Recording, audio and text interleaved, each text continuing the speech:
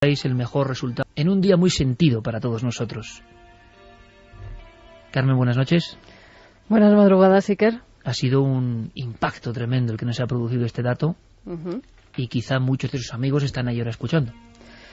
Pues sí, seguramente muchos de esos amigos han conectado como nos hacen llegar, que cada sábado lo hacen desde su casa, desde su trabajo, desde los coches, desde los autobuses, desde los centros donde curan a la gente, los centros de salud.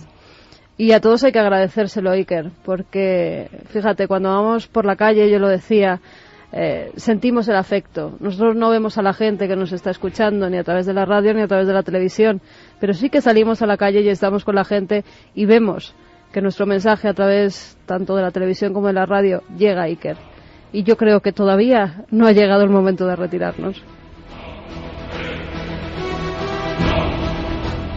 Esta música que pone nuestro querido compañero Noel Calero, factor importantísimo en este éxito de la radio de la noche, claro que sí, y nuestro jovencísimo amigo que se incorpora, Coque Peinado, que ellos son los que ponen las músicas y los que hacen que esto suene, y todos los técnicos que ha habido en este equipo a lo largo de 10 temporadas. Nuestro agradecimiento porque ellos han creado el sonido especial de esta nave. Y me acuerdo, por supuesto, de Fermín Agustí, de Carlos Largo, de tantos y tantos amigos, de todos, es que no puede faltar ninguno en este instante, ¿no? Y me acuerdo, por supuesto, de Santiago Camacho, tantas temporadas aquí. Y aunque esta noche va a ser muy especial y enseguida entramos en materia, pero yo quiero que lo entendáis, pues en diferentes momentos nos dedicaremos a hablar con vosotros de tú a tú. Santi, felicidades, enhorabuena. Felicidades, Iker. Muchas gracias por darme la oportunidad de haber compartido buena parte de ese camino con vosotros y con los que nos están oyendo. Yo siempre he pensado que uno de los baremos para medir el éxito de un ser humano, y que un ser extraño es Milenio 3, es la cantidad de gente que vas encontrándote por el camino y que acaba brindándote su aprecio, su cariño, su apoyo. Desde el 1 de junio de 2002, cualquiera de nosotros pues hemos experimentado muchas cosas, ha habido gente que ha pasado por nuestras vidas, pero el ente colectivo que es Milenio 3 no ha hecho más que ganar y ganar y ganar amigos. Y si para una persona eso es importante, para un programa de radio creo que también. Me acuerdo de Guillermo León, de Diego Marañón, de Gonzalo Pérez Arro, de Enrique Chazarra, de Andrés Herrera, de todos los amigos, no me quiero dejar a ninguno porque hay muchísimos, de todos los que han participado hace poco, además en alertas, digamos, de investigación. Y me acuerdo que una de las incorporaciones, curiosísimas incorporaciones, claro, de todos, pero es que una incorporación recientísima y muy sonada ha sido la de nuestro compañero Javier Sierra. Seguro que tiene algo que ver con los datos que nos acaban de llegar, 750.000, los más altos de nuestra historia en esta franja horaria. Javier Sierra, bienvenido a la nave del misterio de la radio, gracias por estar con nosotros, y yo creo que hemos tenido buena suerte, pero que tú has sido fundamental, vamos. Bueno, Iker, buenas noches a todos. Para mí la reflexión a la que me conducen estas cifras, estos 750.000 amigos que según el Estudio General de Medios escuchan este programa, es que esa cifra es imperfecta. No es una ciencia la que dice que son 750.000. Se basa en encuestas que son forzosamente imperfectas, son impresiones, recuerdos de las personas que han sido abordadas por los encuestadores del Estudio General de Medios. Y yo estoy convencido de que no son 750.000, Iker, son muchos más, seguro, porque este programa no solamente se escucha, sino que se descarga de internet, se comenta, llega a muchos lugares, se lee, porque han salido libros al amparo también de este programa, hay muchas investigaciones, y yo creo que sobre todo se sueña, porque no en vano la cadena SER ha regalado este espacio a estas horas para que después de escucharnos la gente sueñe y lleve esos sueños muy lejos.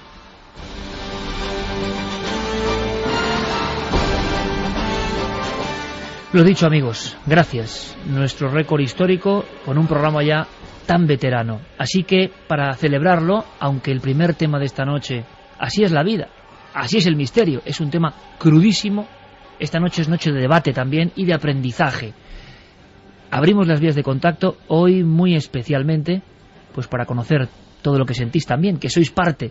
Este éxito es vuestro, mucho más que nuestro. Claro que sí, que vías de contacto abiertas. 27699, palabra clave, Milenio, espacio y vuestros mensajes. Si queréis escribirnos a través del SMS, del teléfono móvil, milenio3 con número @cadenaser.com. Si decidís enviarnos un mail, y la web de la cadena Ser, www.cadenaser.com, para que nos dejen sus mensajes en directo. Encuesta ya para el segundo tema. Tenemos una encuesta y, como no podía ser de otro modo, tenemos que hablar en la segunda hora de Wikileaks. Y la pregunta es, ¿crees que Wikileaks será la clave para la resolución futura de algunos misterios? Ya ha votado bastante gente y por el momento un 67,5% opina que sí. Wikileaks y la desclasificación de asuntos del misterio, no solo políticos. La última hora es que se van a meter con el asunto tan traído y llevado de los ovnis. Podéis votar. Comienza nuestro viaje, un viaje más. Estamos cerca del programa 800. Buen momento, ¿verdad? Para iniciar una nueva aventura. Una aventura que nos lleva a lo profundo y oscuro del mayor misterio, la mente humana.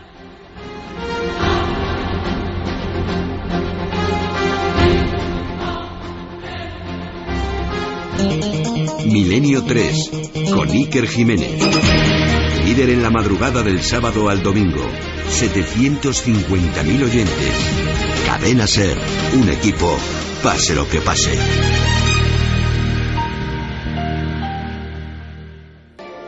Está pasando, para que todos tengáis todos los datos en apenas minuto y medio antes de presentar a nuestros invitados. Ahí va la crónica rapidísima express de Carlos Cala. Creo que casi todo el mundo está al tanto de lo que está pasando con este ángel de la muerte, o monstruo de Olot, como se le ha llamado. Está pasando ahora. Nosotros teníamos otro tema preparado, pero la actualidad es lo primero, la actualidad del misterio y la maldad humana en ocasiones. Vamos con esa crónica y entramos en materia. Joan Vila, de 45 años, llevaba 5 trabajando en la residencia La Caridad de Olot, en Girona. Ni sus superiores ni sus compañeros habían observado jamás ningún comportamiento anómalo en él. Sin embargo, hasta el momento ha reconocido que provocó la muerte de 11 ancianos de esa residencia. Joan Sala es el director del centro. En una situación que, como comprenderéis, emocionalmente no es nada fácil para ninguno de nosotros, y menos, sobre todo, para las compañeras directas del Joan, ¿no? O sea, que eran unas personas que han trabajado con él durante años sin observar el mínimo atisbo de indicio de que pudiera ser, pues, potencialmente o ahora mismo, pues, un potencial asesino, ¿no? La última víctima del celador de La Caridad, Paquita Gironès, de 85 años, permitió desenmascarar a Joan Vila el pasado 18 de octubre. Ese día fue detenido como sospechoso del fallecimiento de la anciana el día anterior. Los médicos que certificaron la muerte de la mujer habían encontrado quemaduras en la boca y en la garganta. Vila acabó confesando que Paquita no había sido la única. Un día antes, el 16 de octubre, había acabado con la vida de Montserrat Guillamés, de 80 años, y el 12 de octubre con la de Sabina Masllorens, de 87. A todas las había obligado a beber lejía y otros productos de limpieza. El juez titular del Juzgado de Instrucción número 1 de Olot tuvo la sospecha de que tal vez estas muertes no hubieran sido las únicas, ya que según las investigaciones de los Mossos d'Esquadra, el número de fallecimientos se disparaba durante los días en los que Joan Vila trabajaba en la residencia, principalmente fines de semana y días festivos. Por eso, el pasado 20 de noviembre, el magistrado ordenó la exhumación de 8 cadáveres para realizar un examen a fondo y aclarar si el celador pudo tener alguna vinculación con sus muertes. Fue el detonante para que Vila modificara su declaración inicial y reconociera ante el juez el pasado martes 30 de noviembre que no había matado a 3 ancianos sino a 11 en el último año y medio. Nos encontramos, que duda cabe, ante algo que formará parte de los libros de criminología, los libros de historia de lo más sombrío del género humano. 12 personas, porque hay una que baila, que él no se acuerda, pero sabe que mató a alguien más, según su propia confesión, en 14 meses. Estamos, yo creo, ante un récord macabro absoluto en nuestro país. Y repito, está pasando ahora, la investigación está ocurriendo ahora. Así que con los datos en caliente y con toda la distancia y respeto que se puede tener en un tema así, damos el paso a un maestro de periodistas y de criminólogos. Paco Pérez Avellán, bienvenido, es muy especial que estés precisamente hoy. Gracias por estar aquí. Es un placer. Paco, tú me decías antes de entrar en el estudio, uno de la cadena SER, que no sabemos cuántas personas puede haber matado este hombre. Claro, por supuesto. Ahora esto está naturalmente en estudio, en investigación.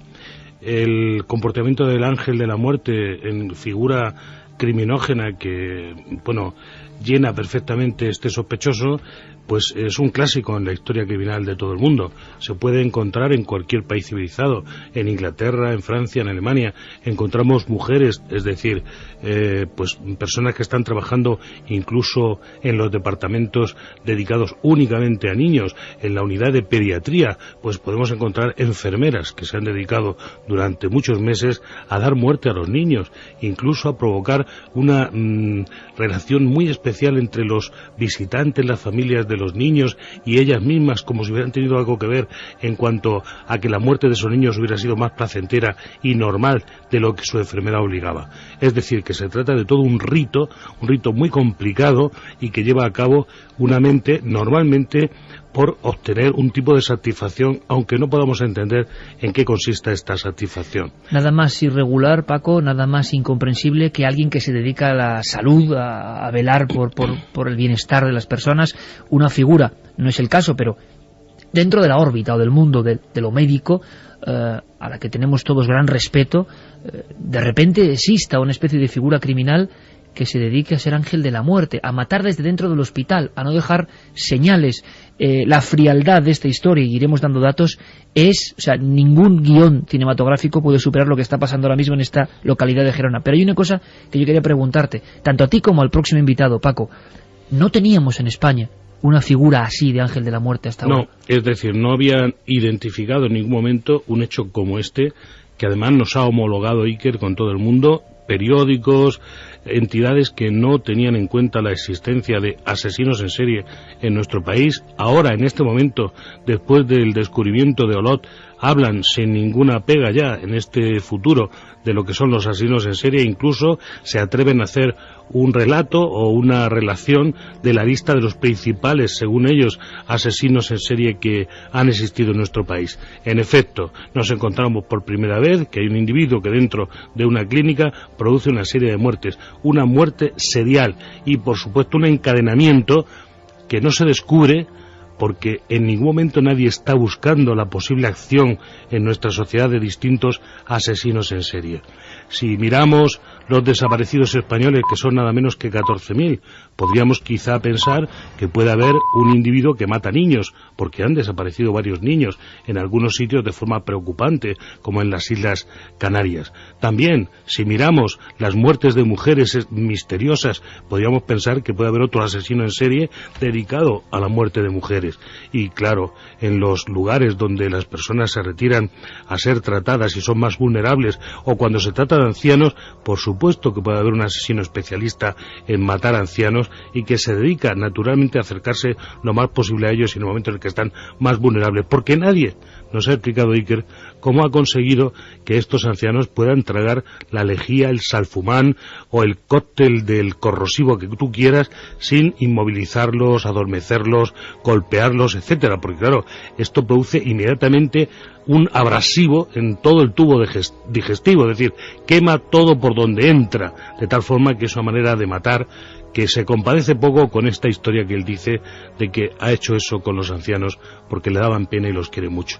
Se trata, en principio, de lo que ha trascendido de una figura que puede trazar un perfil perfecto con lo que es homologado en todo el mundo moderno el asesino de hospital de bata blanca o el asesino ángel de la muerte. Asesino de bata blanca, ángel de la muerte, ya lo tenemos en España. Javier quería apuntar algo. Vamos a saludar primero un momento nada más para saber que está ahí en Ser Valencia Vicente Garrido, otra eminencia en la criminología española. Buenas noches. Hola, ¿qué tal? Buenas noches. Vicente, llega el sonido perfectamente. Gracias por estar con nosotros. Tú tenías un especial interés y hace unos días me decías, cuidado con esto, que mira lo que va a ocurrir, y vamos a escuchar con toda la atención del mundo todas tus pesquisas, ideas, y ahora entramos en debate. Javier, ¿queréis decir algo? Solamente un dato, y es que quizá lo más interesante y lo que más responsabilidad recae sobre nosotros cuando nos enfrentamos a un caso de este estilo es tratar de buscar también las motivaciones profundas de un personaje como Joan Vila para cometer este tipo de crímenes. Y hay un detalle en la primera declaración que él hace ante la policía cuando es detenido, que es muy llamativo. Él dice que, efectivamente, como apuntaba Paco Pérez Avellán, se compadece de los ancianos y les da muerte para evitarles sufrimiento, pero lo hace después de la lectura de un libro que probablemente esté en las estanterías de muchos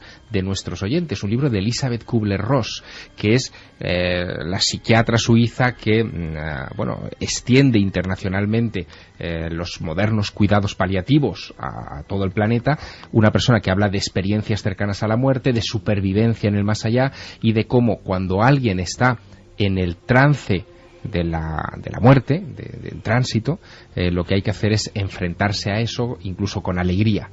Y esa lectura es justo la que tenía en su mesilla de noche y parece que la que le inspiró a actuar así. Bueno, y además de este dato, se está publicando ahora mismo una compañera, Raquel, que tenía un interés especial en cuestiones de espiritismo, y que incluso este hombre, ya conocido como Ángel de la Muerte de Lot, pidió información de varias historias relativas a espiritismo, reencarnación, otras vidas, e incluso curso de tanatopraxia, pero él dijo, o ha dicho ahora en el juicio, que en las declaraciones, que eso pertenecía al ámbito de su compañera. Pero ese detalle del libro, de una figura esencial para el mundo del misterio de Nueva Era como Kubler-Ross, nos pone los pelos de punta. Vicente, con todo lo que está pasando y lo que ha cambiado incluso desde el instante hace una semana en que tú y yo hablamos, hay muchos datos.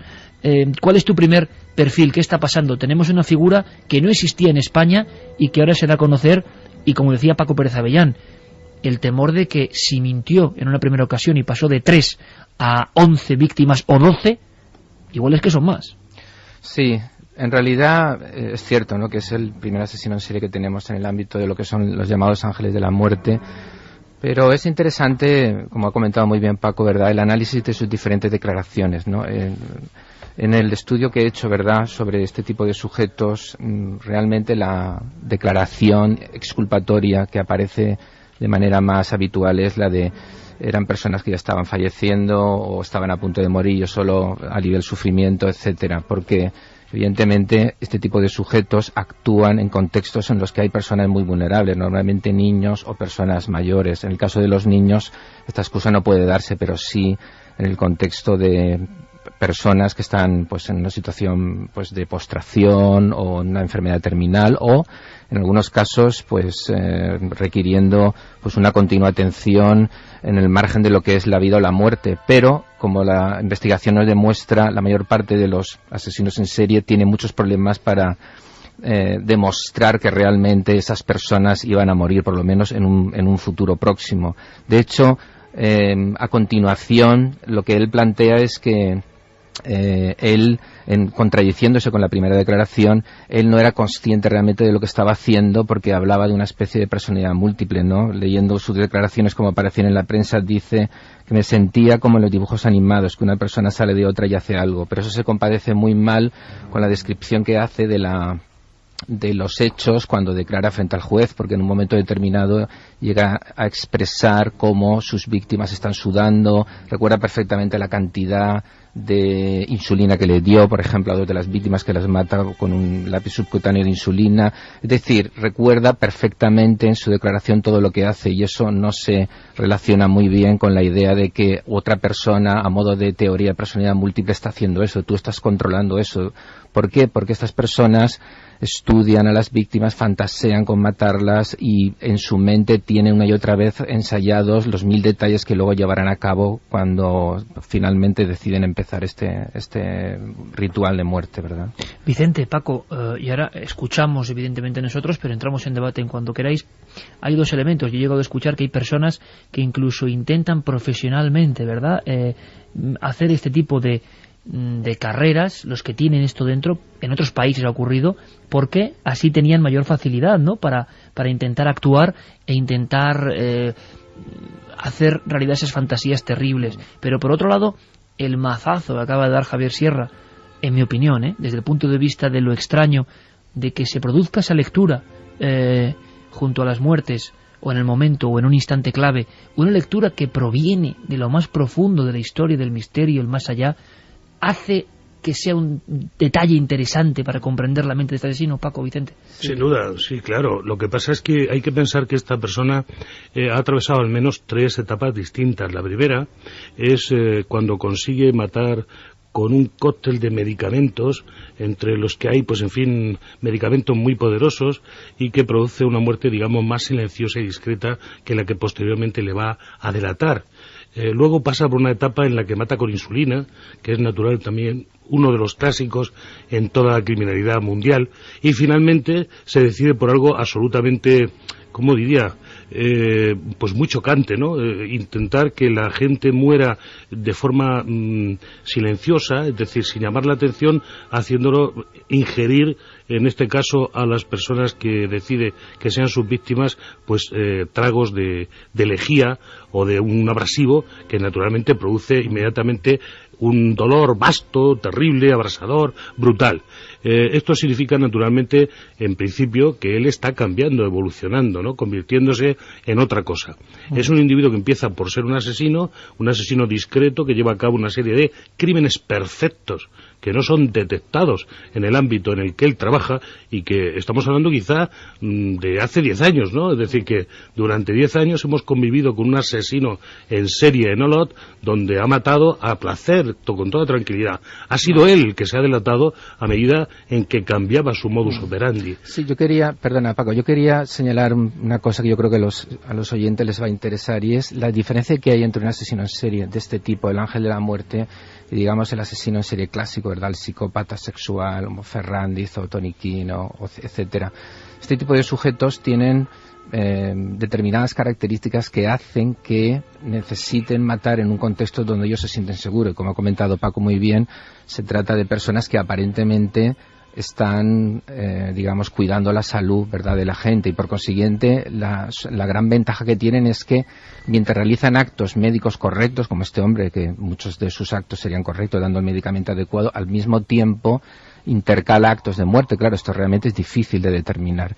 Entonces, este tipo de personas tienen una impunidad mucho más acentuada y no necesitan correr todos esos riesgos tan fatigosos, ¿verdad?, que realizan los asesinos en serie, de buscar a las víctimas, están en entorno seguro, Vicente.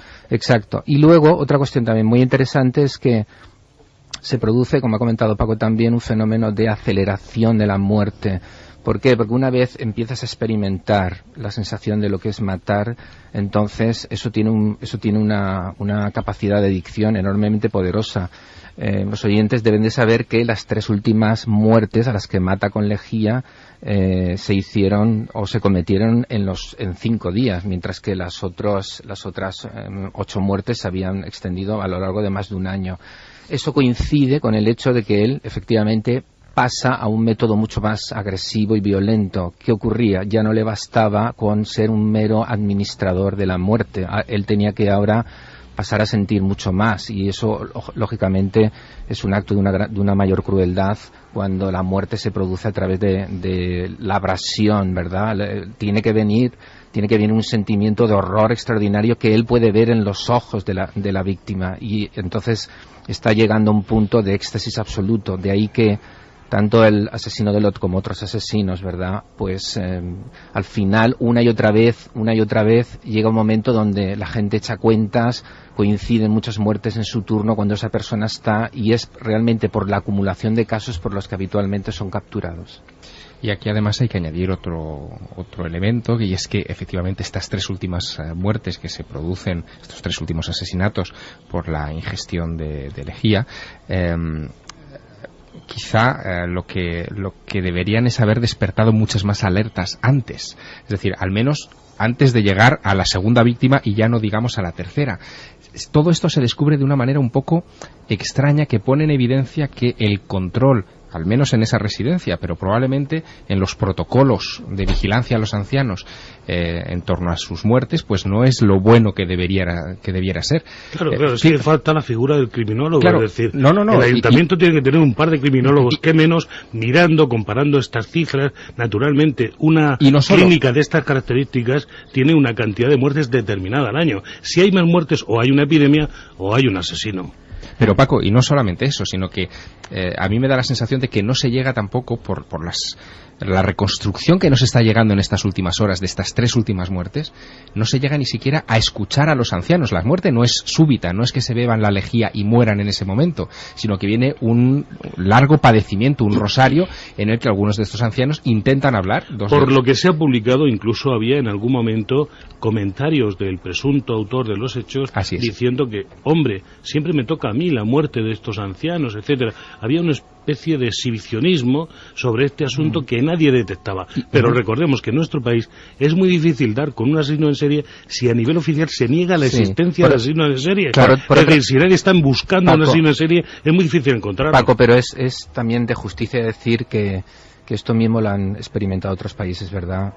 Tú sabes perfectamente lo que sucedió con la captura y detención de Harold Shipman, probablemente el asesino en serie más prolífico de la historia, un hombre que durante más de 20 o 30 años hasta estuvo matando todo tipo de personas. En un principio se pensó que solo mujeres ancianas, pero también, según investigaciones recientes, parece ser que incluso mató a gente de todas las edades. A partir de ahí, el Departamento de Salud Nacional de Inglaterra ha establecido unos criterios mucho más, digamos, estrictos, ¿verdad? A la hora de que no era en un sitio cerrado, era un médico de familia y por lo tanto es más difícil el control, aunque efectivamente estoy de acuerdo contigo, la comparación de las cifras es imperdonable. Claro. O sea, para que nos hagamos una idea, compañeros, solamente un anexo.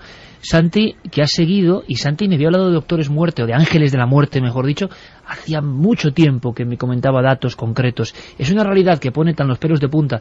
Tenemos tanto respeto y tanta admiración por la gente que se dedica en los hospitales a cuidar de los demás. Sabemos que muchos son audiencia de Milenio 3, le mandamos un gran abrazo porque todo esto es como... Pero es verdad que en ese ambiente la confianza total en el médico ha provocado que algunos sujetos hagan de las suyas. Y creo que hablando de cifras y datos, Santi, hay elementos sobrecogedores. Bueno, primero luego os pregunto si eso de 12 víctimas, de momento que sepamos, en 14 meses, también no es un récord de celeridad en un asesino en serie. Hablamos de 12 víctimas en 14 meses. Santi, documentos y datos concretos, porque en el extranjero, en otros países, y quizá muchos amigos que están oyendo sobrecogidos no lo sepan, ha habido casos que ya superan cualquier ficción. O sea, ahí sí que ha habido más ángeles de la muerte que han hecho de las suyas. Sí, de hecho, además, el problema con estos casos es que nunca se llega a conocer el número exacto de víctimas.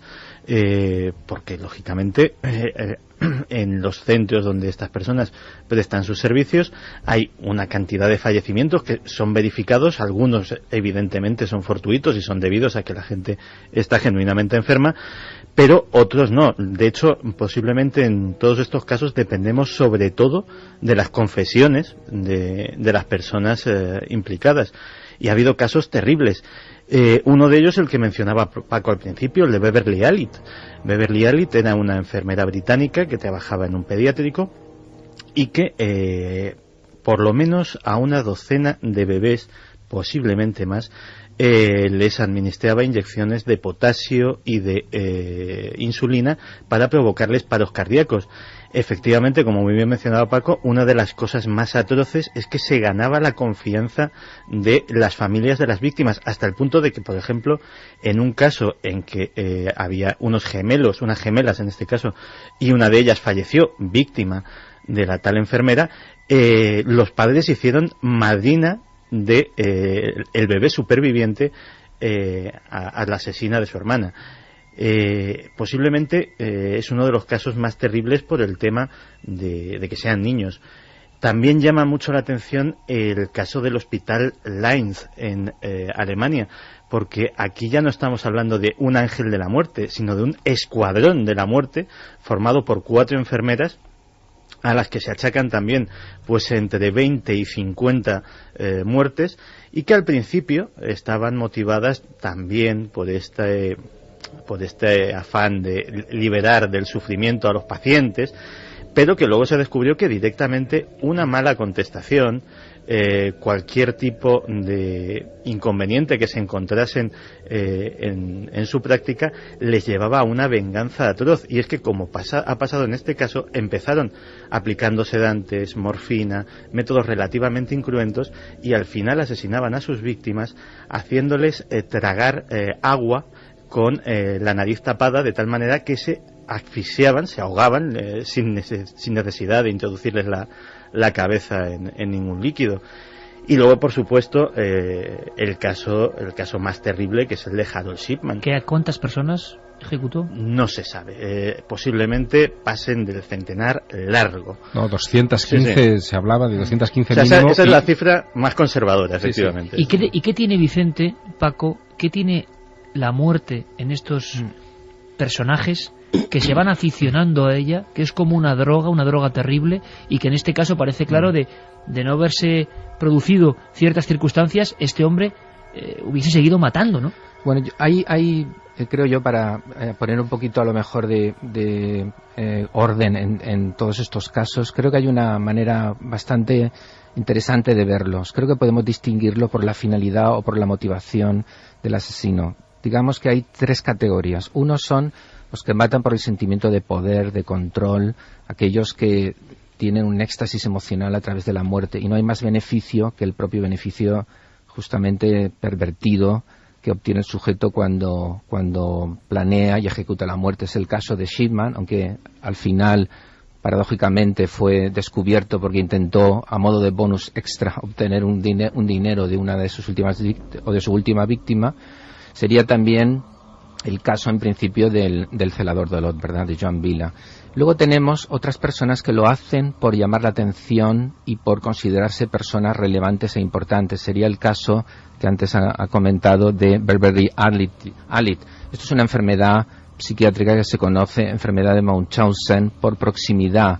Es decir, es aquella gente que en ocasiones son las propias madres, ¿verdad?, que para satisfacer la necesidad de ser consideradas importantes y reconocidos dañan a sus propios familiares, en este caso, en el caso de una madre, a sus propios hijos. En el caso de Beverly Ali y de otras personas puede ser dañar a las personas a las que está a tu cargo. Por supuesto que también está el beneficio secundario de ese sentimiento de plenitud que obtienes cuando matas, pero la motivación fundamental es esta. Y luego está las que matan por dinero, sencillamente van coleccionando cadáveres porque lo que hacen es desarrollar muy buenas relaciones con las víctimas y hacer que les dejen pingües beneficios. Uno de los casos que también lo tendrá por ahí Santi es el de John Bodkin Adams, al cual no se le probó ningún crimen, pero que investigaciones recientes, en un libro que he tenido oportunidad de leer de Pamela Cullen, que ha escrito hace 3 años un libro al respecto, parece ser que hubo razones poderosas para que 2 crímenes de los que fue acusado en los años 50 fuera exonerado. Parece ser que tenía mucha relación pues con los políticos de la época, ¿verdad?, el primer ministro Harold Macmillan o el fiscal general. Pamela Cullen, en el análisis de este doctor, considera que 162 personas le dejaron atención beneficiarios de su testamento. Con lo cual, las probabilidades de que este hombre efectivamente hubiera hecho algún trabajo extra para favorecer la llegada precoz de la muerte creo que son bastante elevadas. Paco, 12 víctimas en apenas 14 meses. ¿Casos parecidos? Tú que has hecho incluso enciclopedias sobre asesinos y te has centrado en la crónica de la España negra. No, en España no tenemos, como decía muy bien Vicente hace un rato, nadie parecido a un ángel de la muerte, excepto esta primera muestra detectada. Yo también pienso y quiero subrayar que es muy difícil pillar a esta clase de criminales cuando nadie está mirando ese tipo de hechos, ¿no? Se piensa que aquí no sucede y que no hay asesinos en serie, entonces ¿cómo lo va a buscar nadie? Encima, en este caso, he visto en la prensa catalana como tanto el lugar donde suceden los hechos, la presunta lugar del crimen, que es la clínica, y la propia oficialidad de la Generalitat negaban cualquier responsabilidad en lo que había sucedido. Es decir, nosotros hemos hecho lo que teníamos que hacer. Bueno, eso lo dirá el juez cuando termine la investigación. Pero sí, a bote pronto, hay que decir que naturalmente lo primero que hay que hacer para luchar contra estas eventualidades es tomárselo en serio. Cabe perfectamente la posibilidad de que en cualquiera de nuestros hospitales, clínicas gerontológicas o lugares pediátricos aparezca de pronto un buscador de fama o un buscador de dinero o sencillamente un individua que quiera hacerse importante o obtener gratificaciones sentimentales a través de la muerte, porque esto es, y no otra cosa, el convertirse en un asesino. En el caso de Olot hay que decir que si se confirman las sospechas que se están investigando, estamos hablando de un deicida, de un individuo que acaba con la idea de Dios y se transforma él en quién es la persona que elige quién debe vivir y quién morir. Él dice que se creía Dios. Claro, Es que hay que decir que se investiga una cosa en la que, por lo visto, la última víctima había encontrado un enfado permanente o en el trato con este individuo. Es decir, que había ahí una especie de, un pique, un enfado que podía acabar en venganza, claro, etcétera. Pero entonces, no es solo, quiero decir que ya no es solo que él esté matando, sino que ya mata por cualquier cosa o incluso por resarcirse de un desaire. Claro, es que el último asesinato, el de Paquita Girones, se produce, o parece que se produce, como una especie de reacción de venganza de Joan Vila contra esta mujer, que no es el caso de las anteriores, con las que se llevaba muy bien, con las que había establecido, porque también hay hombres, una relación muy amigable. Al parecer, la personalidad de este individuo, de Joan Vila, que no hemos hablado de ella, era un individuo muy tranquilo, lector, le gustaba pasear a su perra, en fin, una persona, con sus padres. Sí, se llevaba bien con sus padres, con sus vecinos, una persona de la que nadie podía sospechar esto. Que suelen ser los criminales.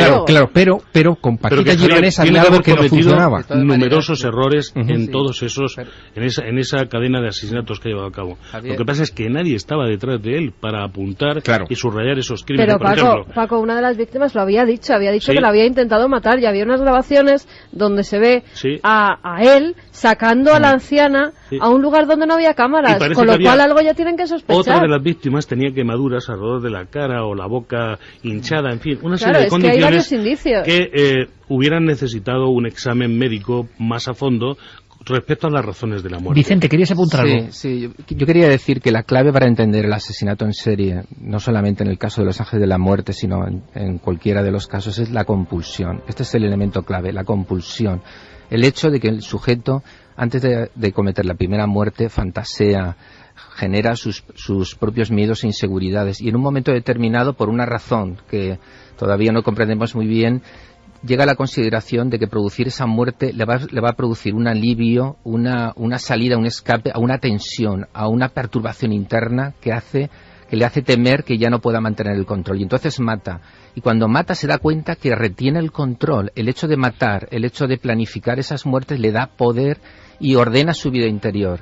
Y el hecho de que matara a las 3 últimas mujeres con lejía en 5 días, lo que está revelando es justamente esto, que la compulsión iba cada vez a más. Y este es el problema precisamente del asesino en serie, que está, como habéis comentado muy bien, en una situación privilegiada. No tiene que salir a buscar a sus víctimas. Y a mí me preocupa mucho, van a buscarle a él. Vicente, que la gente crea que no se puede hacer nada contra este tipo de asesinos, mucho menos. Es decir, por ejemplo, esto de matar a las personas con un cóctel de salfumán, agua fuerte o lejía o cualquier otro corrosivo, incluso no es nada desatascador fácil. De baño, incluso. Sí, no es nada fácil. O sea, que nos tendrían que explicar, mediante una reconstrucción, me imagino que su señoría juez lo hará, cómo lo hacía para que no se movieran las víctimas, no protestaran o no salieran corriendo desgarradas, quemadas por dentro, ¿no? Es interesante conocer cuáles son los indicadores que los investigadores han destacado como elementos a tener muy en cuenta, por esto mismo que estás comentando tú, Paco, de la necesidad de prever próximos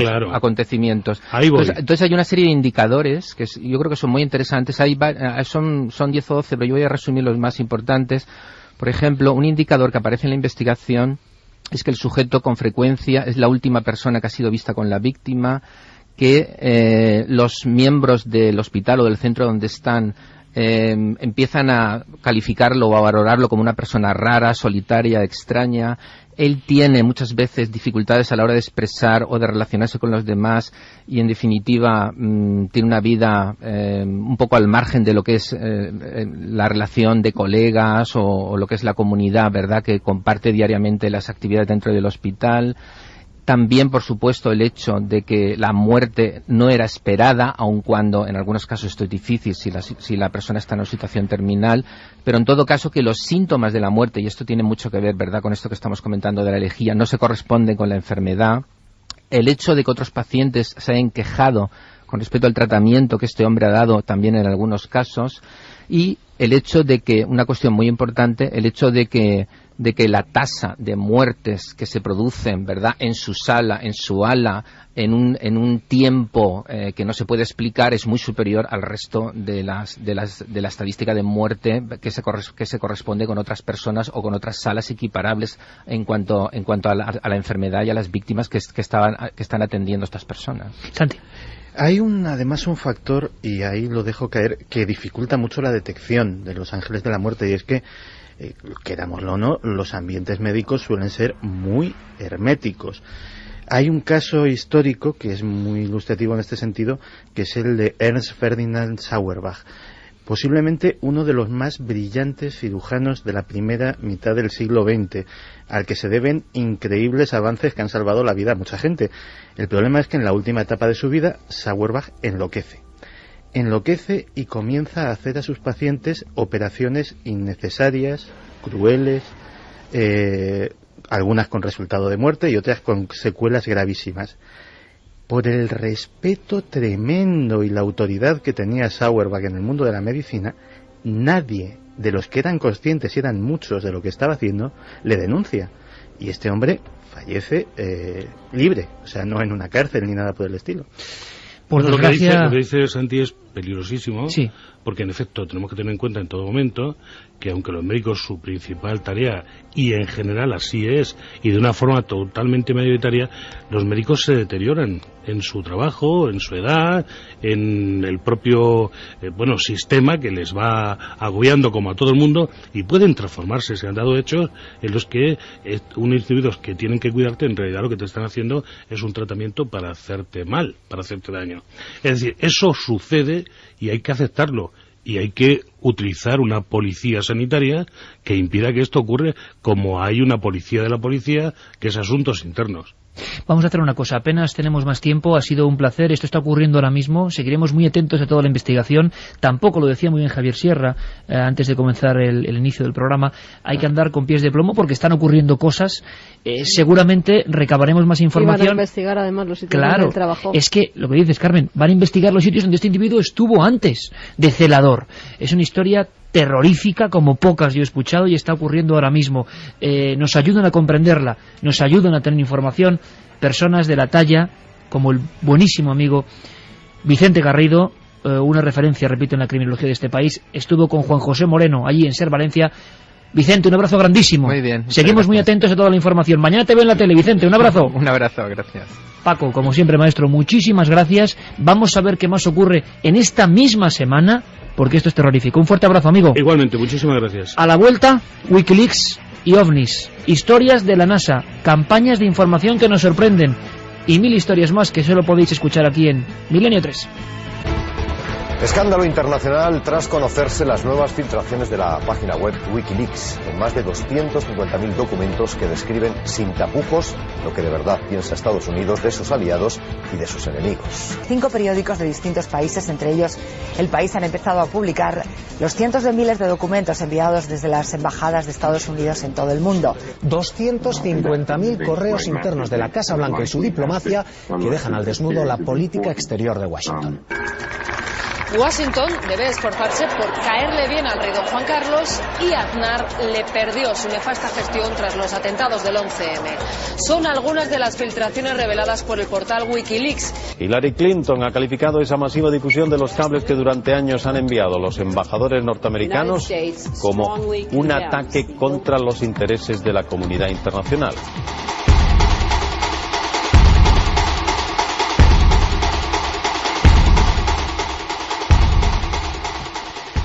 2 y 9 minutos, algo está cambiando en el mundo, evidentemente, y como hemos cambiado todo este programa porque la actualidad se nos lleva por delante como un tsunami, hay que hablar de lo que está pasando con Wikileaks. Yo decía hace un instante a los compañeros que ahora se incorporan, conocedores profundos de esta historia, que hace 3, 4, 5 meses, si preguntásemos a alguien qué es lo de Wikileaks, ni los más especializados, bueno, solo los que están muy al cabo de la calle, sabrían responder. Y de pronto, esa palabra, como habéis escuchado ahora mismo a los principales rostros de los informativos de la televisión, y este hecho es profeso, lo ha hecho Carlos Largo, porque ya no es el impacto de la radio o internet, los principales informativos de la televisión, a veces tan alejados de lo que se cuece en la red, por ejemplo, están abriendo portadas con todo esto. Escándalo, el poder de la información y además el misterio, porque hay dos noticias muy interesantes para empezar este debate. Una que habla de Wikileaks y el misterio, que por eso, Carmen, hacíamos la pregunta, que no sé cómo va la encuesta ahora mismo, y repetimos vías de contacto para aquella interconexión nunca más apropiado en este tema, ¿no? Interconexión a través de la red. La pregunta que hacíamos a través de ikerjimenez.com, este debate de la semana, es: ¿crees que Wikileaks será la clave para la resolución futura de algunos misterios? 70,4 que sí. O sea, creen que Wikileaks va a dar material importantísimo para misterios. Vamos a ver cómo acaba la encuesta después de toda esta hora debatiendo sobre el tema. Por el momento, mucha gente que cree que sí, que va a dar información en la que podrá aclarar algunos de esos misterios. Repetimos las vías de contacto: 27699, palabra clave milenio, espacio, vuestros mensajes, milenio3 con número @cadenaser.com y www.cadenaser.com. Sorteamos 3 ejemplares de una novela, Un viaje a través del espejo, esos espejos mágicos que ocultan también misterios como Wikileaks. Bueno, se ha hablado incluso, Carmen, de Wikileaks detrás del famoso anuncio de la NASA, que también es polémico. ¿Qué está pasando para que...? Bueno, eso parecía una película de ciencia ficción y medio mundo expectante con el hallazgo y rueda de prensa de la NASA sobre algo que iba a cambiar el concepto de vida extraterrestre. Podemos hablar ahora casi de vida distinta en la Tierra.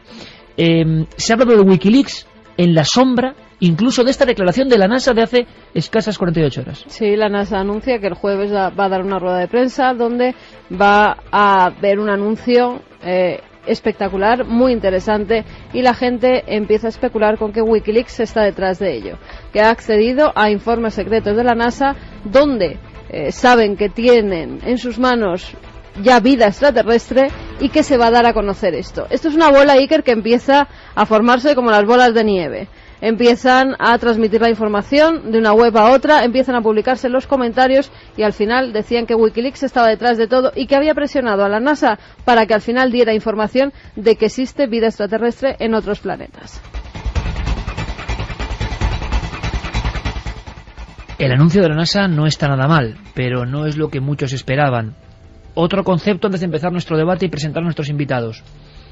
Wikileaks más un término muy querido, ovnis, y muy de moda, por cierto. Pues eso acaba de suceder. El diario The Guardian convocó una especie como de encuentro virtual con Julian Assange, el personaje que está impulsando toda esta especie de filtración cósmica de documentos del Departamento de Estado de los Estados Unidos, y en ese encuentro con los lectores de The Guardian hubo muchos lectores que tenían una pregunta que seguro que los oyentes de Milenio 3 también se han estado formulando cuando han escuchado las noticias sobre Wikileaks en los grandes medios de comunicación. ¿Y esos cables, esos informes, no mencionan a los ovnis? Bueno, pues esa pregunta se la trasladan a Julian Assange y Assange inmediatamente dice que sí, que bueno, hay mucha documentación que él ha recibido de personas que cuentan historias increíbles, que él no le daba ningún crédito, pero que hay otras que, bueno, que darán que hablar y que estarán ahí. Y ahí ha dejado esa cosa en suspense, es decir, que sí, que en Wikileaks también se va a hablar de los objetos voladores no identificados. Un cóctel absolutamente actual. Con nosotros, Frank Rubio, conocedor de todo este mundo bien curioso, escritor, compañero en los medios de comunicación, asesor y, bueno, de una de las editoriales que más queremos, que es Valdemar, especializada en tantas cosas que nos gustan. Fran, bienvenido, buenas noches. Buenas noches a todos. Y Nacho García Mostazo, periodista de pura cepa, acabo de editar un libro, Yo tengo un plan, que lo tenemos aquí ahora mismo. Nosotros tenemos aquí el plan encima de la mesa, y que es editor del programa El Círculo en Telemadrid, y que hace mucho tiempo ya, porque parece esto arqueología, antes de todo esto ya hizo su famoso Libertad Vigilada, donde hablábamos de interconexiones, el poder de la información, cómo nos espían, cómo nos vigilan. Nacho, bienvenido. Hola, muchas gracias. Bueno, pues todo vuestro, amigos, ni más ni menos. Aquí Santiago Camacho y Javier Sierras y Carmen y yo lo que podemos ir haciendo es, no sé, lanzar las preguntas que incluso pueden venir de los radioescuchas que están al otro lado. Vuestras preguntas, estáis muy interesados, están pasando muchas cosas, así que las vías de contacto todos las sabéis para intervenir en este debate. Yo os lanzo la pregunta de inmediato, Bueno, está cambiando el mundo, Nacho, está variando el concepto del poder. ¿Por qué tanto miedo de repente a una iniciativa como la de Wikileaks, que parece, entre comillas, para mí que soy un ignorante, por ejemplo, bueno, una web más? ¿Qué ha pasado para que se convierta en el martillo de Thor de los poderes mundiales ahora mismo? Lo que es absolutamente emocionante, saber que hay alguien que puede hacer transparente lo que hasta ahora no lo era, que los ciudadanos podamos saber lo que hacen nuestros gobernantes con el dinero que les pagamos, con lo que pagamos de impuestos, y que eso se pueda hacer público. Lo que ocurre es lo de siempre. La información que llega a Wikileaks no es toda la información. Es parte de la información. Generalmente quien filtre esa información a Wikileaks hace una filtración interesada, quiere conseguir algo a través de esa filtración. También en Wikileaks seleccionan o no los contenidos que ofrecen y que cuelgan en la red, con lo cual es cierto que es una apuesta por la transparencia, y es una apuesta brutal que puede poner entre la espada y la pared, y en un lugar todavía peor a los que promueven Wikileaks, y si no al tiempo. Pero también es cierto que es muy interesante desde el punto de vista periodístico y desde el punto de vista social ver que el mundo está cambiando, porque los gobernantes están probando de su propia medicina por primera vez. Ellos que durante décadas, durante toda la vida han querido saber todo lo que se cuece, todo lo que hacemos nosotros, pues ahora somos nosotros los que también empezamos a ver y a saber algo de lo que hacen ellos. Claro, porque yo estoy encantado. Es decir, cuando, sobre todo a raíz del 11S, los atentados contra la privacidad de nosotros, de los ciudadanos, empezaron a ser cada vez mayores. La doctrina por parte de las agencias y de las personas que querían investigar nuestra intimidad era, si no tienes nada que esconder, no tienes nada que temer. Que ahora mismo esa doctrina se les aplique a ellos me parece un acto de justicia poética maravilloso. Lo más extraño de este asunto, si me permitís, es que no se ponga en duda en ningún momento la autenticidad de los documentos. Es decir, que nadie discute eso. Se están discutiendo otras cosas, otros enfoques, cómo se está dando la desclasificación o la liberación, efectivamente lo que dice Nacho, pero nadie cuestiona la autenticidad, que es lo primero que teóricamente deberían haber hecho quizá desde el Departamento de Estado, ¿no? Que sería lo lógico. ¿Y por qué no se discute? Yo creo que por la manera en la que esto ha irrumpido. Si os acordáis, si nos vamos a la prehistoria de Wikileaks, que es de antes de ayer, todo esto surge con un vídeo de un helicóptero Apache en el 2007, tremendo, en el que se ve como los pilotos norteamericanos con sus armamentos ven en el fondo a unos señores que son evidentemente no agresivos, es un fotógrafo de Reuters con su chofer, y como si fuera en un videojuego con total impunidad. ¿Un videojuego real? Sí, un videojuego real, los matan y encima se jactan de ese asesinato impune, ¿no? Bueno, ese vídeo es tan contundente, fue un bofetón tan impresionante sobre cómo son estos vaqueros, o sea, gente sin control, estos soldados sin control por parte de su propio gobierno, que ahí empieza el verdadero problema. Y es tan contundente que todo lo que viene después no se cuestiona. Frank. Bueno, yo voy a tratar de echar un jarro de agua fría para que haya debate.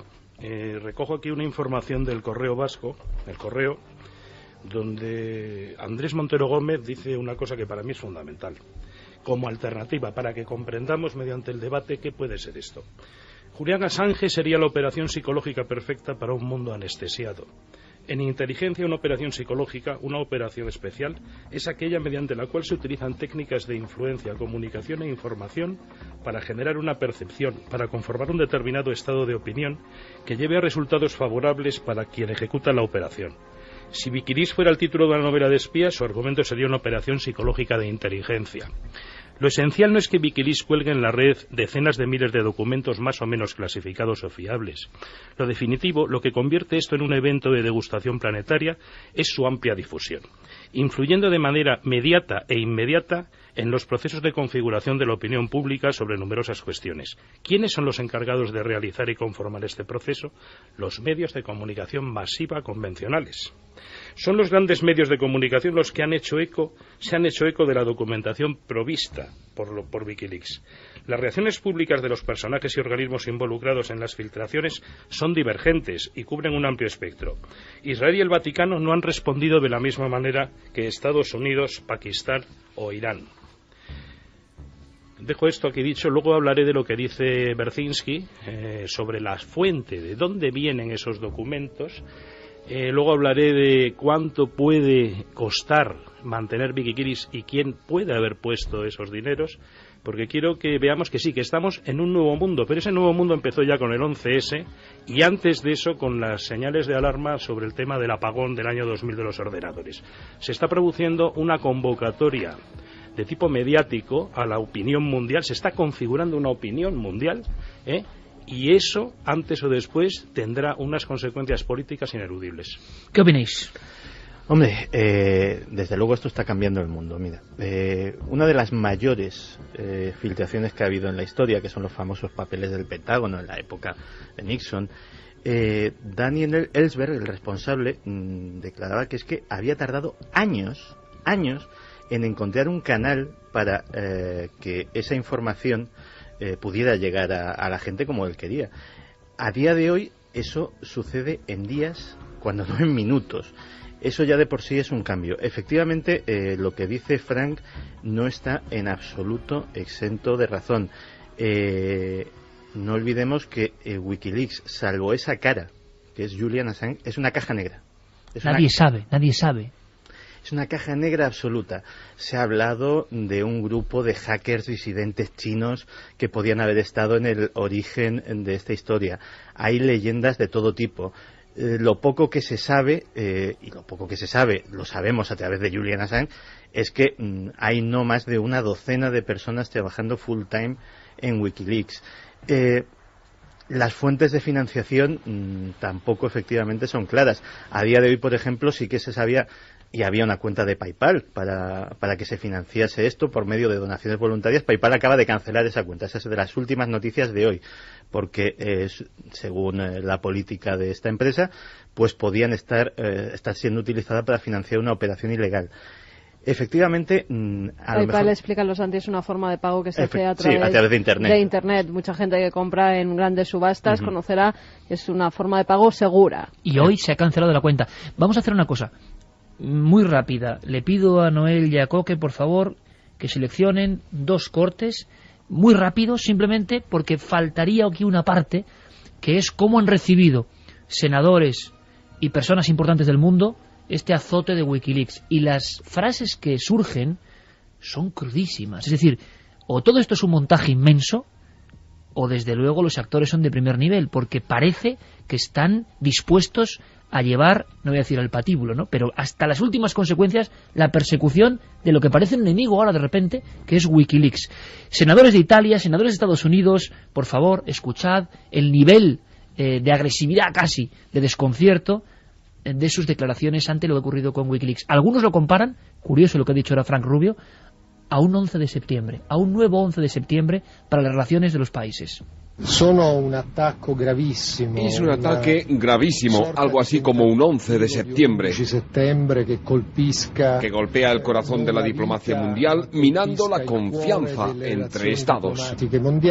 Minando la fiducia tra Stati.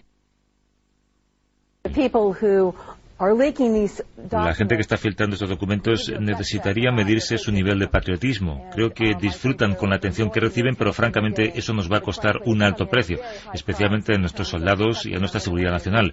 Espero que podamos determinar de dónde procede esto y podamos volcar sobre ellos todo el peso de la ley. En primer lugar, filtrar este material es deplorable y coincido en esto con el Pentágono, puede haber manchado de sangre las manos de Wikileaks.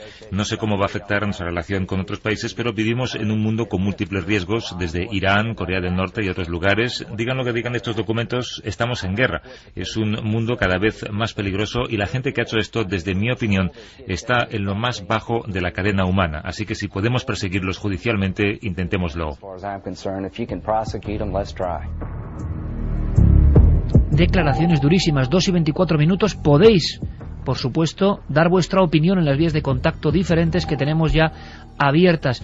todo el mundo de la red, toda la gente joven, evidentemente, muy pendientes de lo que significa Wikileaks y esperando además, como si fuera una nueva verdad, es curioso esto, como si fuera una nueva verdad que no se discute, los datos reales, los que han ocultado los poderosos. Nacho. Sí, decían ahora mismo, estábamos escuchando los testimonios y los gobernantes decían, si tienen patriotismo estos de Wikileaks, no deberían hacer público este tipo de cosas. A mí el llamamiento al patriotismo pidiendo la ocultación de información me pone los pelos como escarpias. De verdad, me pone realmente malísimo, porque el periodista, su trabajo es el de contrastar las fuentes y el hacer público lo que considere que es noticia y que debe dar a conocer a la sociedad. Wikileaks, no, es cierto, no son periodistas, Wikileaks son filtradores, es otra fórmula, y luego, comentabais antes, los periodistas es cierto que son los que están filtrando esa información y subiendo a primera de portada un tema y no otro, bueno, por decisión de cada medio de comunicación en función de su zona de intereses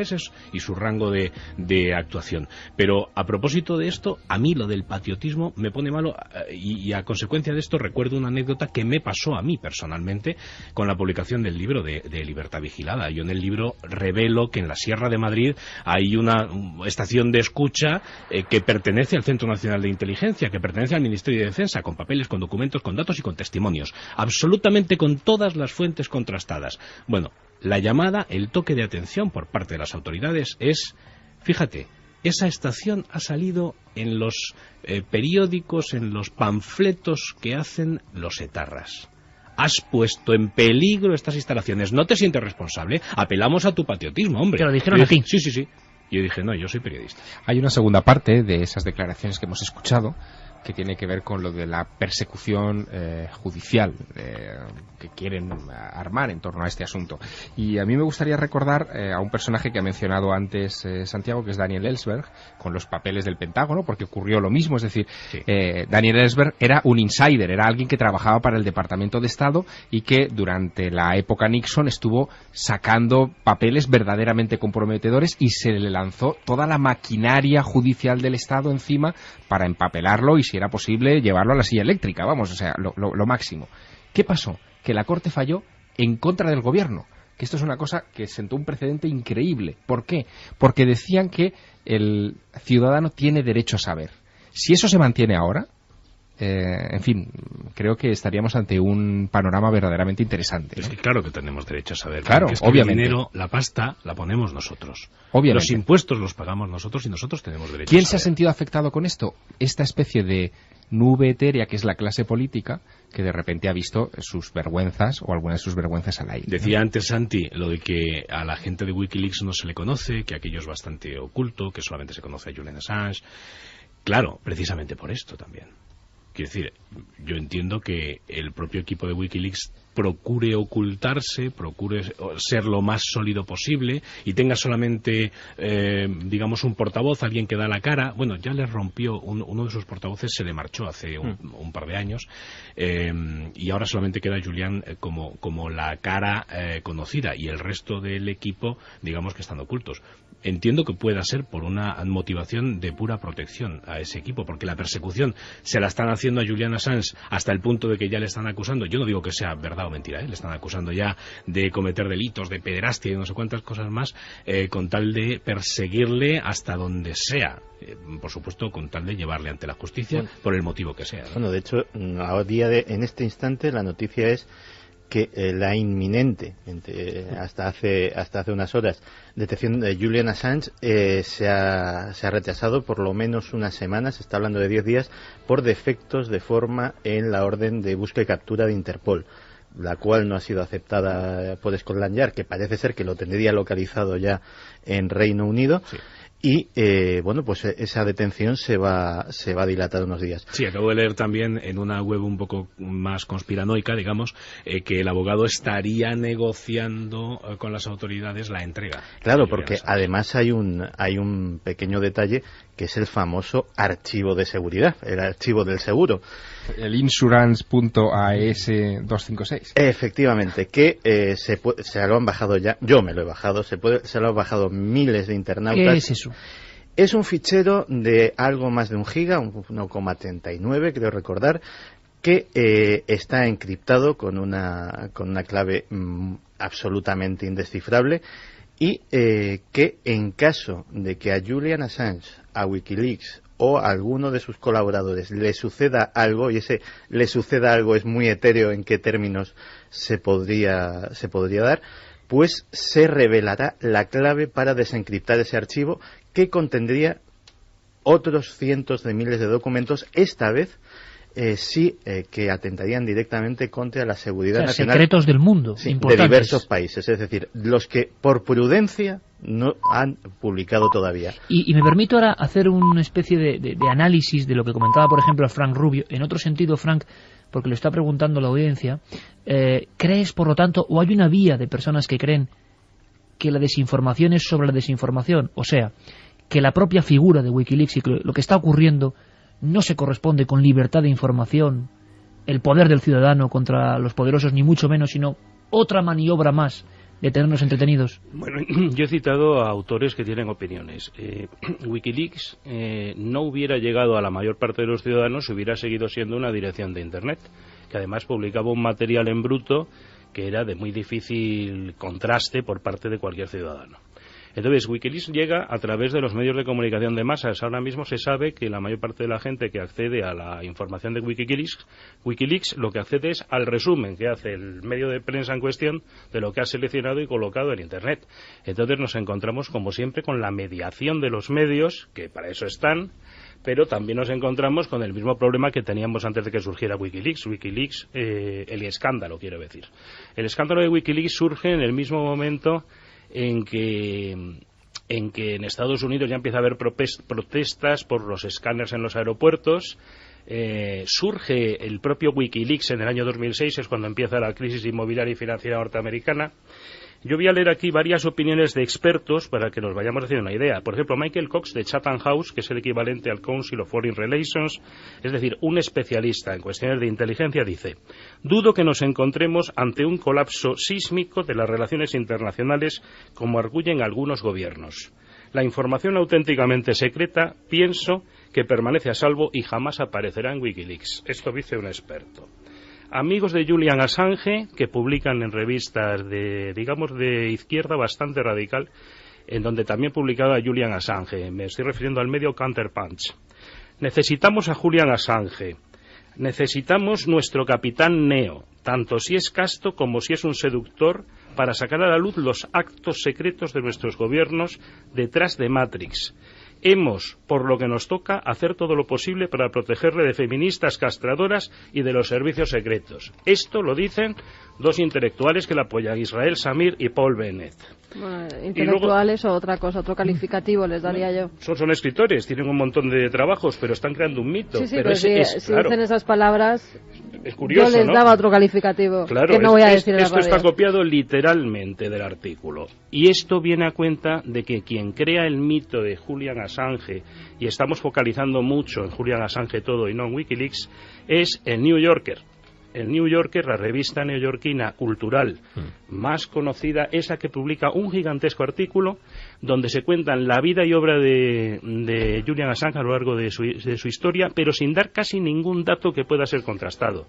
Se habla de una mujer, se habla de un hijo, de una separación, de unos lugares, pero todo eso está muy poco claro.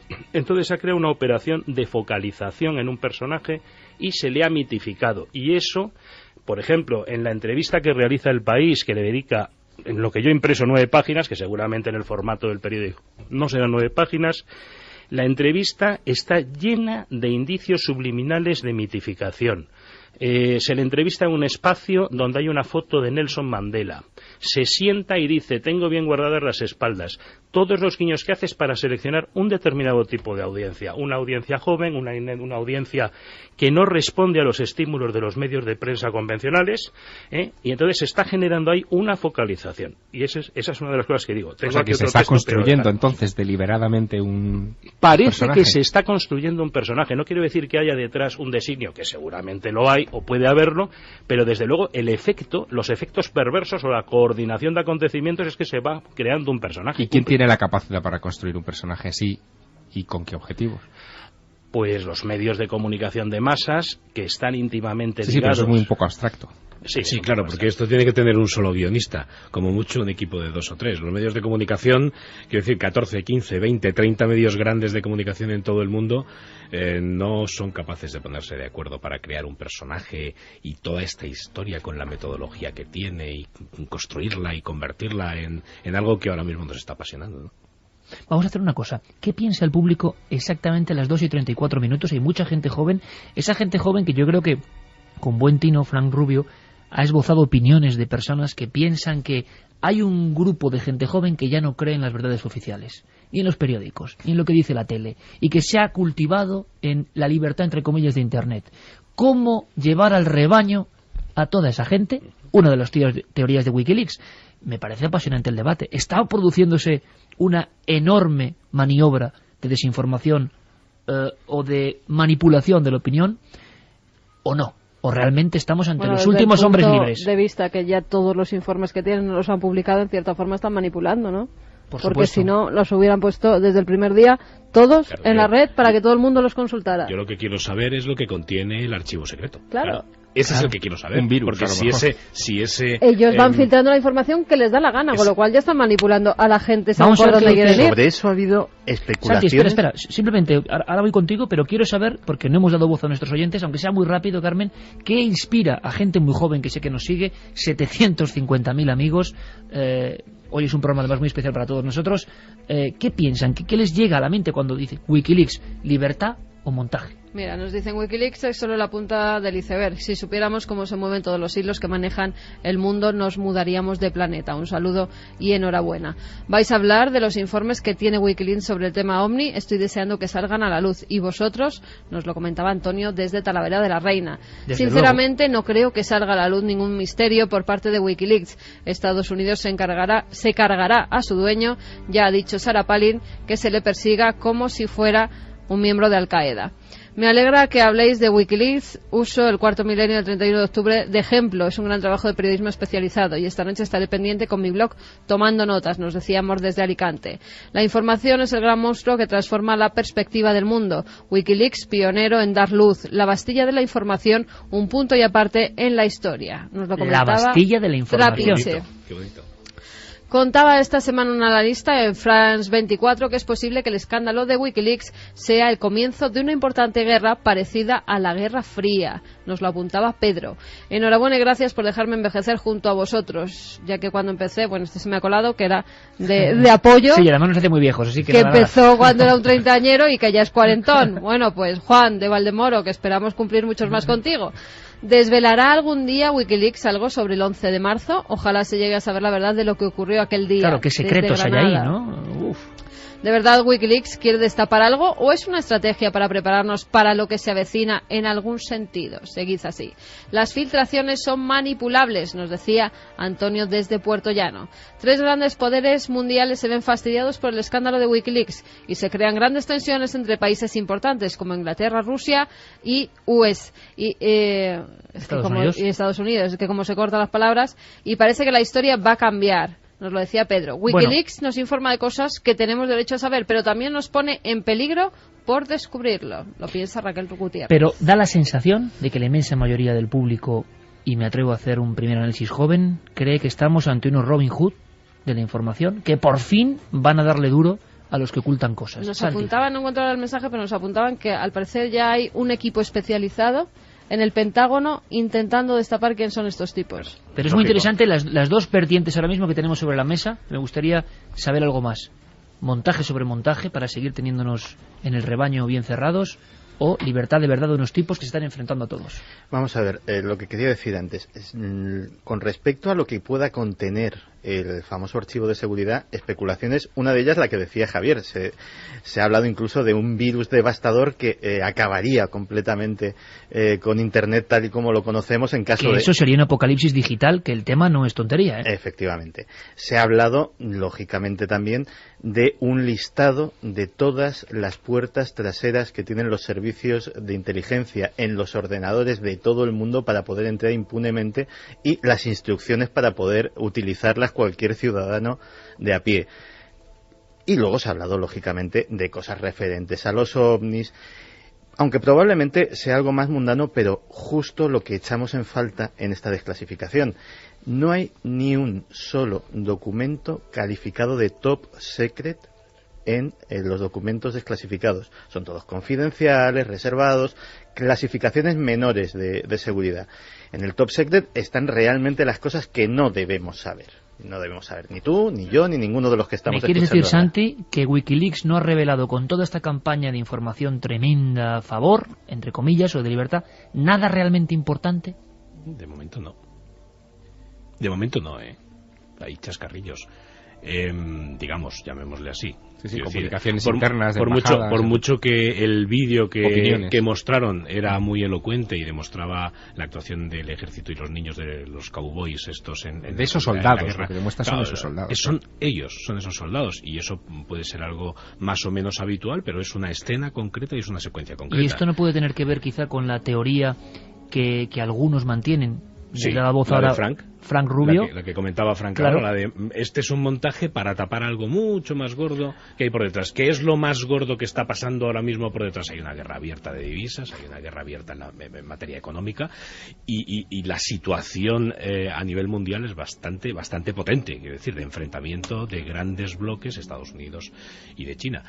Nos están entreteniendo con esto mientras tanto. Bueno, esa puede ser una teoría. Yo apuesto más porque, bueno, estos tipos son un grupo que ha nacido y que al albur de las nuevas tecnologías y probablemente por venganza de quienes quieren hacer públicos documentos contra sus jefes, contra sus gobernantes o contra lo que sea, están utilizando esta puerta trasera para darlas a conocer, sea o no un montaje, o sirva a los gobernantes para tenernos entretenidos o no. Eso será bastante complicado. Pero ha ocurrido una cosa, si me permitís, que es curiosa, incluso en los que estamos en los medios, de un tiempo a esta parte, los confidenciales, acertando o no, se ha convertido en referencias por encima a veces de la prensa de papel, que luego verificaba algunas cosas o no, pero todo el mundo, el micromundo, por ejemplo, de los medios o de la televisión, ¿no? Muy pendiente, claro, de medios que publican informaciones que tampoco sabemos quién las envía. A ver, yo creo que de todas maneras que en este asunto la preocupación de los servicios de inteligencia norteamericanos y europeos, que son los que se han visto más afectados por todas estas revelaciones, está sobre todo en el efecto llamada que tiene Wikileaks. Claro. Es decir, todo aquel, y lo insinuaba ahora mismo Nacho, todo aquel que tenga deseo de venganza, que le hayan hecho algo, que su gobierno haya atentado contra un familiar suyo o haya perdido a un hijo en la guerra de Irak, en fin, todo aquel que tenga un resquicio de resentimiento y un acceso a información. No, pero no todos tienen información, a información reservada. Todo aquel que tenga acceso a información reservada y que tenga ese resquicio de información sabe que puede canalizarla a través de ahí. Y eso sí que es verdaderamente un problema. No, y hay otra cosa, que ahora con un clic puedes acceder a toda esa información que te dan. Hace 20 años, si esta información salía en los periódicos, no la compraba tanta gente, porque había que pagar. Hoy en día lo tienes en tu casa con un clic. Es muy fácil acceder a esa información que te dan. ¿Y quién, en la teoría de los más conspiranoicos dentro de la conspiración, Frank, quién podía estar dentro de ese caballo de Troya que sería Wikileaks? Yo me gustaría llamar la atención hacia los hechos para que podamos elaborar teorías fundamentadas. Si Wikileaks surge a través de una serie de hackers chinos, es curioso el poco daño que a China le puede hacer Wikileaks, porque estamos siempre mirando hacia la sociedad de Occidente. En China hay un escudo que se llama el escudo dorado, que permite literalmente impedir cualquier posibilidad de consultar Wikileaks. Eso por un lado. ¿El escudo dorado? El Golden Shield, sí, es un sistema de defensa que tiene China, informático, que impide realmente el acceso de los chinos a los contenidos de Wikileaks. Es dificilísimo que puedan acceder. Rusia, la comunicación que hizo un alto funcionario del FSB, sucesor del KGB, es que si se le ocurría revelar cualquier cosa, se encargarían de cerrarle la boca. Poco después ocurrió todo el asunto en Suecia. Es decir, no exageremos, esto es una cosa que está pasando dentro de nuestro bloque, y que se está reestructurando nuestro bloque, y es evidentemente un acto político, aunque no queramos verlo así. Es un acto político. Pueden ser idealistas, puede ser una operación de inteligencia montada con idealistas. Es interesante la opinión de John Young, arquitecto, que tiene también una dirección que se llama Cryptome, que colaboró con Assange al principio y que se retiró de estar con Assange. Es un poco la competencia de Wikileaks. Sí. Bueno, no es tanto la competencia. Dice una cosa muy curiosa. Es la competencia a un cierto nivel. Dice que a él le cuesta cerca de 100 euros al mes, $100 al mes, el mantenimiento de esa red donde coloca inteligencia. Y donde le vienen a visitar gente del FBI y de la CIA y tiene buena relación con ellos en el sentido de que simplemente le dicen que lo que tiene ahí lo tiene y que no le pueden hacer nada, pero le cuesta $100. Él se retiró de estar con Assange cuando Assange empezó a hacer movimientos para conseguir $5 millones y parece ser que entró en contacto con la fundación de George Soros, el Instituto de la Sociedad Abierta. Esto es información de John Young, que tiene una página y que dice otras cosas muy interesantes, como por ejemplo que Internet es una vasta máquina de espionaje, que es imposible que haya secretos en la era electrónica, que nos estamos quedando con la copla. Es absolutamente transparente. La red es completamente transparente. Los servicios de inteligencia en los países aliados de Estados Unidos tienen la puerta de atrás, tienen la llave que abre la puerta de atrás de Windows, por ejemplo. El servicio de inteligencia español la tiene. Se la ha cedido Microsoft hace no muchos años. ¿Qué quiere decir eso? Para pues que lo que permite la llave de la puerta de atrás de Windows. Pues que cualquiera de nuestros ordenadores tiene una puerta de atrás desde la que se puede entrar a toda la información que tenemos en nuestro ordenador. Así de sencillo. Y tiene esas puertas traseras tienen una llave que la abre. Los agujeros, por así decirlo, que tiene el sistema, los malos funcionamientos, los errores del sistema, tienen puertas de atrás. Es decir, estos sistemas todos se diseñan con puerta de atrás. La haga un tío muy listo o la haga uno muy torpe que se deje la puerta abierta, pero la cosa está en que la tienen, y lo cierto es que los servicios de inteligencia desde el 11S, un poquito después, tienen a su servicio y a su disposición esa llave de la puerta trasera, que en su momento la tenía solo Estados Unidos, pero que ahora la está compartiendo con los amigos y con los aliados después del 11M. Y esto viene a raíz de lo que hablábamos antes de entonces la gente primó la seguridad frente a la libertad, y ahora, gracias a la aparición de Wikileaks, hay mucha gente que está empezando a pensar en que es más importante su libertad que su seguridad, y de ahí toda la revelación, toda la revolución de gente en Estados Unidos en contra, por ejemplo, de los escáneres de cuerpo entero en los aeropuertos, contra la intromisión en su intimidad. En Estados Unidos, además, eso a la gente la pone muy nerviosa,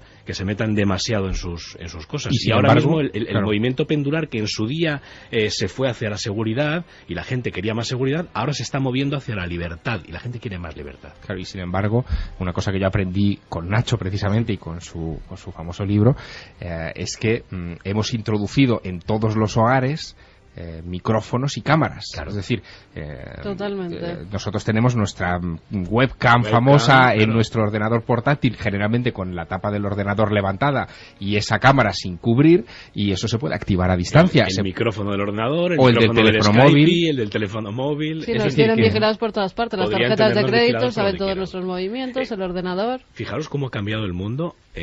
Yo lo comentaba con amigos espiólogos, llamémosle así, ¿no? Con expertos en temas de inteligencia, y decía, caramba, hace 30 años un espía se lo tenía que currar. Tenía que meterse en un sitio, buscar la información, desterrajar la puerta, salir sin ser visto, hacer unas cuantas fotos, llevárselas con una cierta calidad, además con película fotográfica, ni siquiera en archivo digital.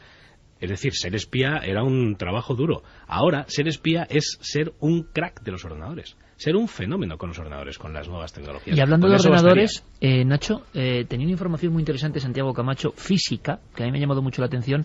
¿Dónde están los archivos concretos, bases de datos de Wikileaks? Otra pregunta que lanzaba Frank Rubio, que a mí, desde luego, me llama la atención. Mantener una página web no es tan caro. ¿Por qué esas extraordinarias sumas de dinero que se relacionan a Wikileaks, millones de dólares? La infraestructura no parece tan poderosa, pero sí que hay grandes bases de datos, incluso en España, y esto me parecía alucinante, de película, en lugares de lo más insólito, donde están nuestros datos más internos ahora, hoy. Por ejemplo, algunos en una iglesia. Sí. Junto al altar de una iglesia, un megaordenador.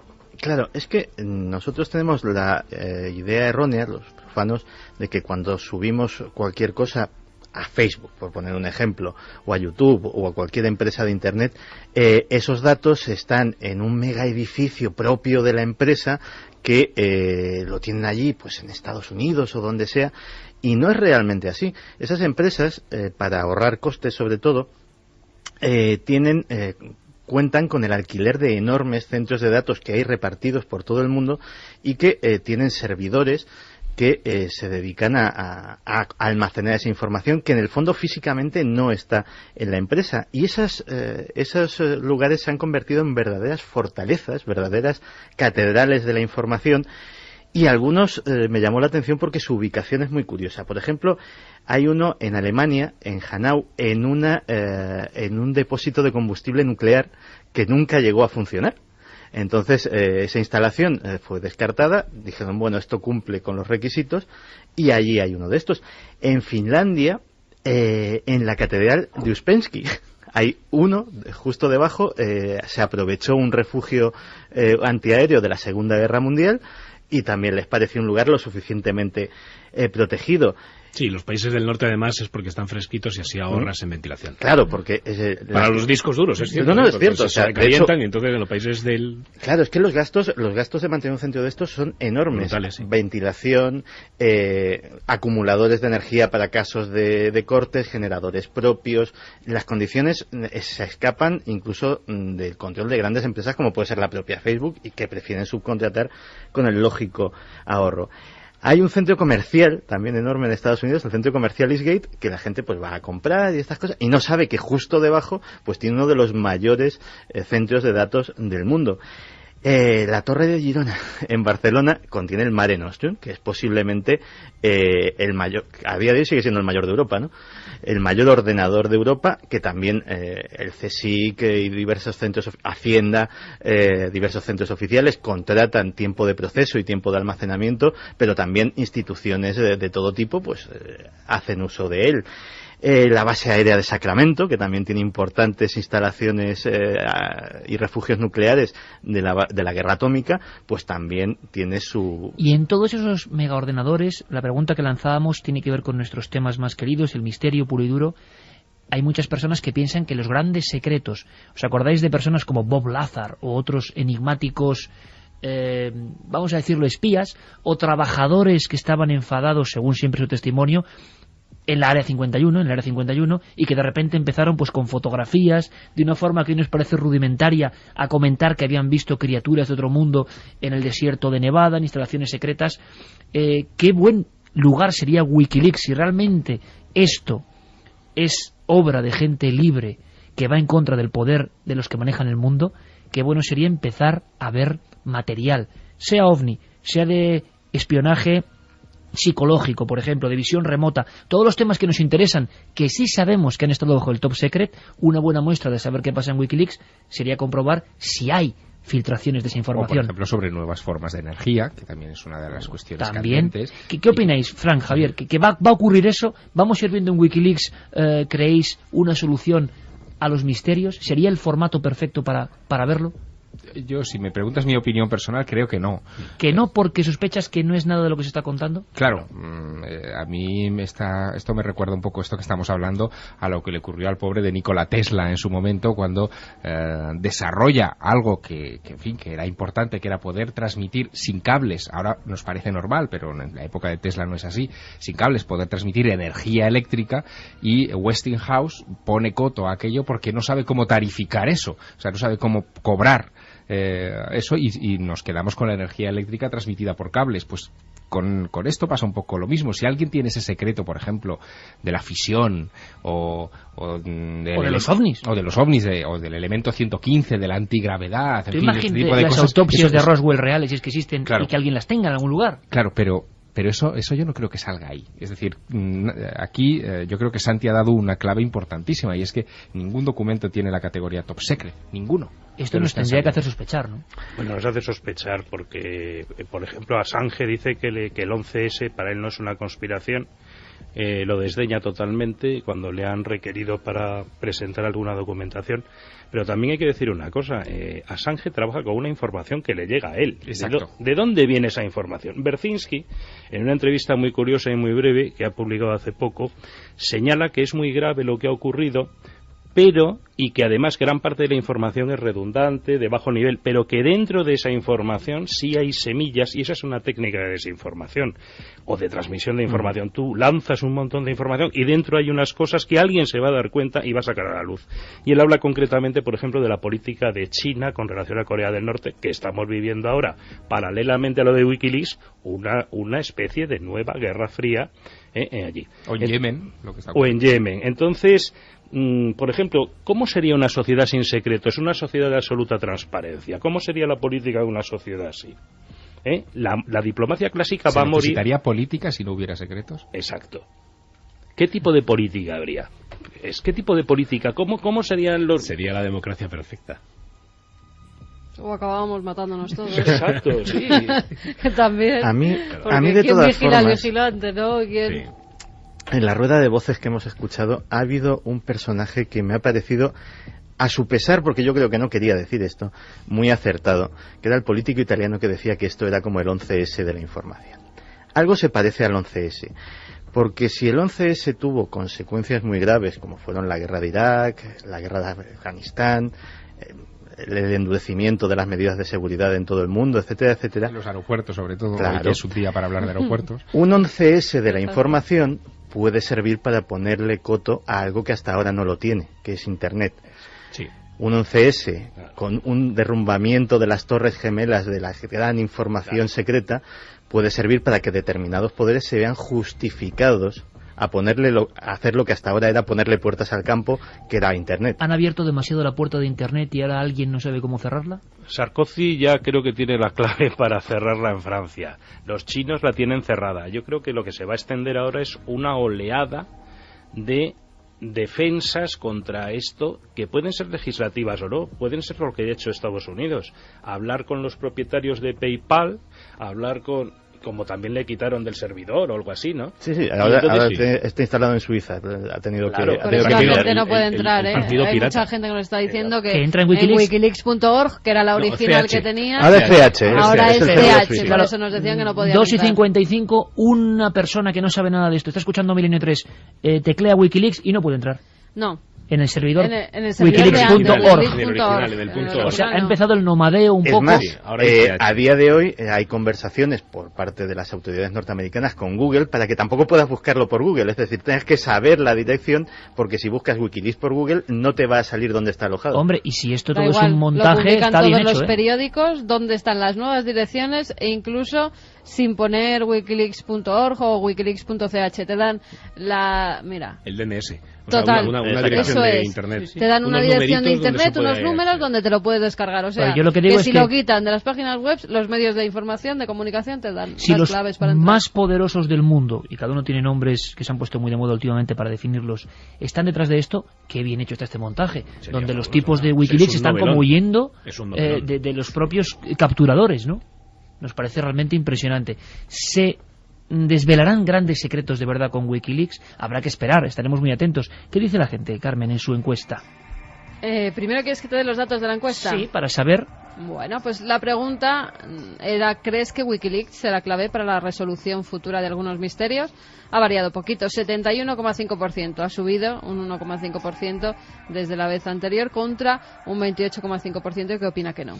O sea que la gente cree a día de hoy, a esta misma hora, en este mismo día de diciembre, con tanto lío en aeropuertos y otros lugares, a la vuelta, en la siguiente hora hablamos de aviones, aunque en otro sentido, creen que Wikileaks puede ser el paladín que nos dé información del misterio. Ojalá sea así. Y despedimos con mensajes de oyentes. Sergis nos dice: no será toda información interesada, es decir, contrainformación, como en lo relativo a lo de Corea del Norte y China. Antonio Arana nos dice que da miedo lo vulnerable que es nuestra privacidad. Sois el periodismo en puro estado. Felicidades. Sergio nos decía: está claro que Wikileaks es parte de una conspiración para lograr adormecer a las masas, llegar a hacer realidad la película 1984, con el fin de todo tipo de libertades, entre ellas la censura a Internet. Víctor nos decía: estará el asesinato de Kennedy, eso sería un auténtico bombazo. Andrés Gómez: es curioso que el programa Wetbot preveía un suceso de cierta inflexión para la humanidad en noviembre del 2010, muy en la línea del 9 del 11. Soy Juanra de Valencia. Lo de la NASA y Wikileaks solo es una cortina de humo para que no miremos hacia Corea y tropas americanas apuntando a China.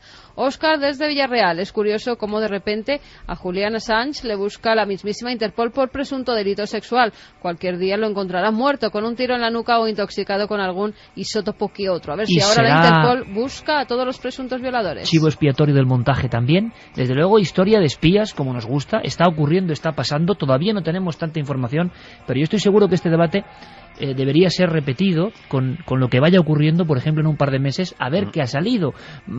Ha prometido este hombre información sobre ovnis. Será un primer paso. Yo os invito a comentarlo. Están pasando cosas y tenemos la suerte de, en un momento complicado a nivel mundial, estar viviéndolo. Vamos a ir aprendiendo todo lo que ocurra.